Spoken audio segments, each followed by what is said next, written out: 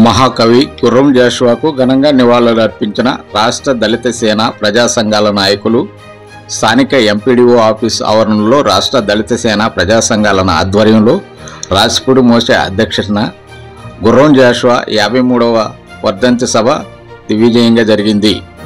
ముఖ్య అతిథులుగా ఏఎస్ఆర్ శాస్త్రవేత్త వరప్రసాద్ మాట్లాడుతూ సమాజం కోసం గుర్రం జాషువా రచించిన పద్యాలు సమాజాన్ని మేలుకొల్పాయని ఆయన కొనియాడారు.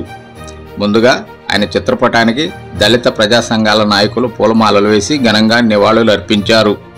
ఈ కార్యక్రమంలో రాష్ట్ర దళిత సేన ప్రజా సంఘాల నాయకులు రాచపూడి మోచే, గర్నిపూడి ప్రేమ్కుమార్, గోవింద ప్రసాద్, పాలిపోగు డగ్లస్, జీవరత్నం, గంధం ఇర్మియా, జనరాజుపల్లి జోసఫ్, శ్రీమతి కావున నాగమల్లేశ్వరి, మల్లెల జాన్ ప్రసాద్ తదితరులు పాల్గొన్నారు.